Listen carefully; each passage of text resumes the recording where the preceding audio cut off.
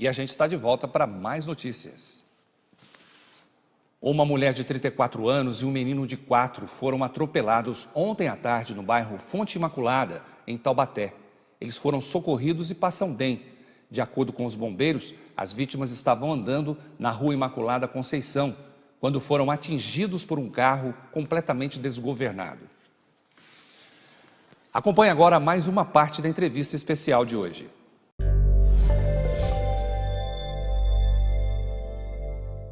Hoje nós estamos recebendo aqui Gerson Jório, ele é autor, já escreveu livros muito interessantes sob o ponto de vista das curiosidades, das situações jocosas que muita gente se envolve. Já escreveu um livro técnico sobre logística que está nos principais trabalhos universitários de pós-graduação, pós-doutorado, e está trazendo também mais um didático. Eleições proporcionais. Você saberia fazer o cálculo para ver quem vai entrar e quem não vai entrar, aproveitamento de legenda? Eu, francamente, não sei até hoje. Gerson Jório, é fácil explicar? Então, olha, o Catal, na verdade, essa proporcionalidade porque nossa eleição leva em conta os votos válidos. O que são os votos válidos? São os votos nominais mais os votos de legenda, certo? Então, com esses votos, inclusive falam algumas besteiras aí que na internet, que se tiver menos de 50% dos votos, anula a eleição. Não existe isso. Né? Na verdade, o que importa são os votos válidos. Votos válidos é o voto nominal e o voto de legenda, né? Aquele voto que você deu para um candidato e mais a legenda. Esses votos, dividido pelo número de cadeiras disponíveis, ou na Câmara, ou na Assembleia Legislativa, essa quantidade de votos válidos, dividido por isso, vai dar o que nós chamamos de quociente eleitoral. Esse quociente eleitoral é a quantidade mínima que um partido ou uma coligação tem de ter para eleger pelo menos um. Né? Bom, com esse quociente eleitoral determinado, você pega o número de votos que o partido teve ou a coligação teve e divide por esse quociente, você já tem quantos candidatos ele elegeu. Então, basicamente, é dessa forma esse cálculo. Quer dizer que não houve, então, nenhuma marmelada para um sujeito que saiu da Ilha do Governador, no Rio de Janeiro, transferiu o título para São Paulo, teve 3 votos e foi eleito deputado na cauda do cometa do Enéas, que teve 3 milhões de votos. Na verdade, quer dizer, o que determina o número de eleitos, porque o número de eleitos, bom, a quantidade de votos do partido dividido pelo quociente vai dar o número de eleitos, né? Agora, se os candidatos tiveram 10 votos, 5, um teve 1 milhão e o outro, né? Mas agora, nessa eleição, na próxima eleição, já tem uma marra, né? Já o candidato, para ser eleito, ele precisa, eu não me recordo agora exatamente, mas se não me engano é 10% da votação. 10% exatamente para acabar com esse negócio. Né? Mas já existe esse mecanismo aí para impedir que alguém com um voto, só o voto dele, seja eleito. Agora, você tocou num ponto importante também, que é essa história desse pessoal que fica aí propagando que vota em branco, vota nulo, faz não sei o quê para anular a eleição, parará, que isso tudo aí é uma papagaiada, não funciona, é mentira. Né? É mentira porque o que a nossa legislação eleitoral diz que o que vale é o voto, são os votos válidos, que é a somatória do voto nominal mais de legenda. Isso pode ser papo de partido que vai levar toda a legião dele para votar e tá pode, né? querendo jogar para ninguém ir e ele prevalecer. Exatamente. Né?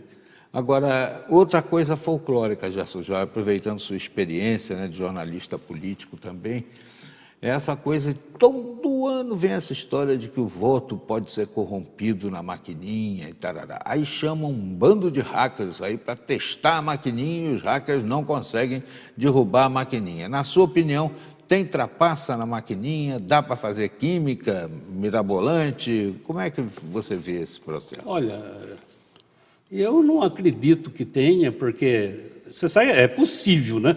É possível ter a tecnologia, aquilo, o homem tem condições de parecer um hacker alterar. Mas esse sistema já leva em consideração tudo isso. Os partidos têm gente fiscalizando, tem. Eu acredito que não haja. E me parece que pior de tudo é demorar a fazer a apuração, né? Porque aí quando demora a fazer a apuração, dá para fazer química. Daí tem tramóia dessa também. Você deve se lembrar das épocas do voto manual, né? Nossa. A gente até assistindo, você via ali a coisa ser fraudada.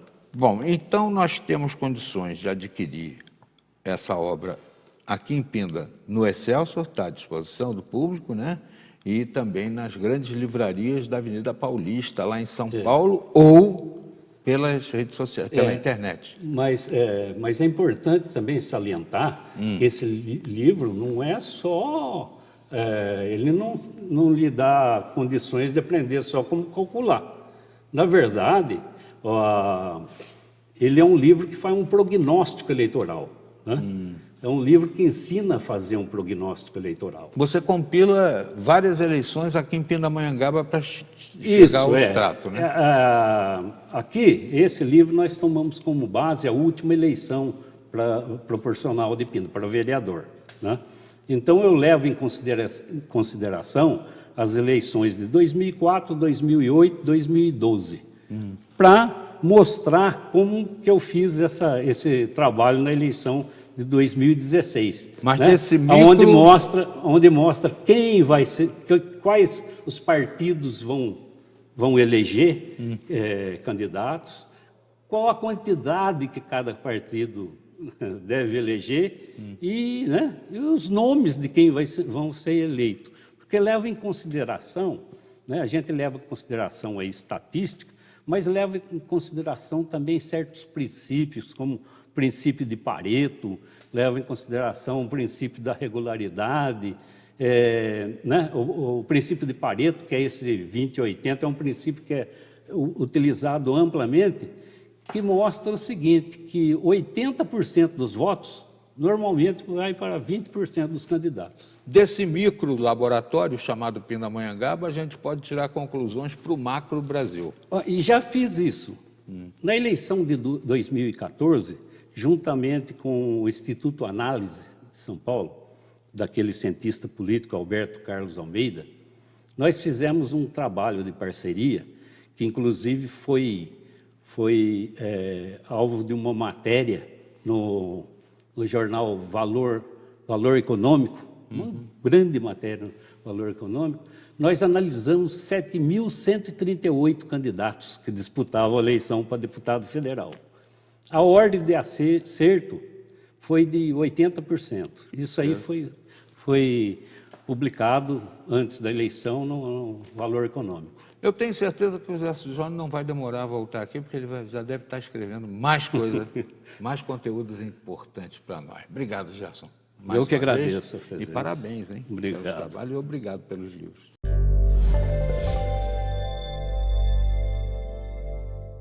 Acontece em Taubaté até o dia 22 de abril, mais uma Semana Monteiro Lobato, edição de número 66. Durante este período, ocorrem várias atrações para as crianças, jovens e adultos em diferentes pontos.